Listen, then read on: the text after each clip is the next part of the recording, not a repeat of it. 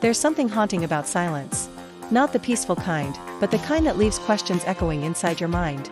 The kind that follows a sudden ending, a breakup, a friendship lost, a goodbye that never came with an explanation. You replay every moment. You overanalyze every word. You wonder what went wrong, what you did, what they felt, and why they left without telling you why. You're grieving someone who's still alive. You're hurting over something that never fully ended in your mind. And that's when self-blame begins. You start to wonder if it was your fault. Maybe you weren't enough. Maybe you said something wrong. Maybe if you had done something differently, they would have stayed or given you the truth. Unlike clean emotional endings, unresolved ones leave behind questions, regret, and unfinished feelings. You might avoid forming new connections or trusting others, fearing you'll be left again without warning. You might shut down, not because you don't want to heal, but because you never got the chance to begin healing properly. Talk to someone you trust. Write down your feelings. It feels like being left in a room with no door, no light, no exit. Choosing to trust that your healing doesn't depend on their honesty. Choosing to believe that peace is still possible, even in the absence of answers.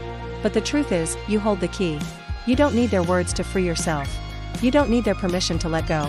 You don't need to understand everything in order to heal. Give your story an ending, your own ending, by choosing to walk away from the pain, even if you never got the apology, the explanation, or the goodbye you deserved. But here's the painful reality: not everyone leaves you with honesty.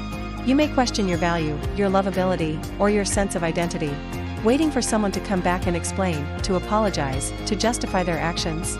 And the moment you stop waiting for someone else to give it to you, that's the moment you finally begin to heal. It keeps your healing on hold.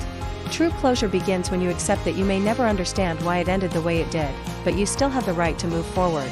It's about choosing peace over answers. It's about letting go of the version of the story that keeps you stuck, and choosing a new one that helps you heal. That's because closure is not just about getting answers from someone else, it's about restoring your understanding of yourself. Without it, your emotional foundation feels cracked. You no longer know where you stand or how to make peace with the past. Some people walk away not because you were too much or not enough, but because they didn't have the courage to face you, or the emotional maturity to handle a difficult conversation. Still, the damage lands in your heart. And that confusion triggers anxiety, emotional restlessness, and even obsession. This part becomes hyperactive when you feel threatened or uncertain. Without closure, the brain can't categorize the experience as safe or complete, so it stays alert. You may feel emotionally stuck, anxious, or exhausted without knowing why. It's because your nervous system is still holding on to the pain, still waiting for answers that never came. You may find yourself checking their social media, rereading old messages, replaying conversations in your head. This isn't weakness. It's your brain's way of trying to complete an emotional puzzle without all the pieces. That's what happens when you don't get closure. It's not just the end of a relationship, it's the beginning of mental chaos. You're left holding a story with a missing final chapter. And the truth is, when your mind can't finish the story, it keeps rereading the same page, over and over again. But what actually happens inside your brain and your emotional system when closure never comes? Why is the absence of answers so painful? And how can you move on when your heart is still searching for something that may never arrive? When we experience emotional endings, whether it's a breakup, a betrayal, or someone simply walking away without explanation, our brain naturally searches for meaning. This process is wired into us. The human mind is a storytelling machine.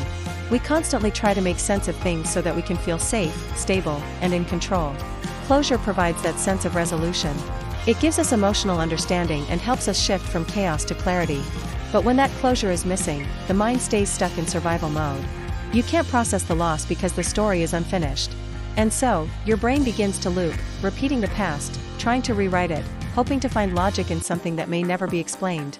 Psychologically, this lack of closure creates what's known as ambiguous loss, a state of grief that feels endless because the loss itself feels unclear.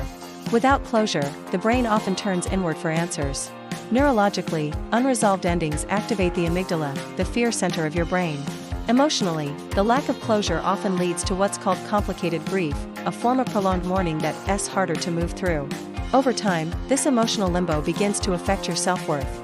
But here's what most people don't realize: closure is not something another person gives you, it's something you eventually give yourself. Practicing self-compassion is the first step. Remind yourself that your pain is valid, even if it was never acknowledged by the person who hurt you. Not getting closure is one of the hardest things you'll ever face. Sometimes, the most powerful closure is this: choosing to move on without the ending you wanted. Because closure isn't about fixing the past. It's about freeing your future,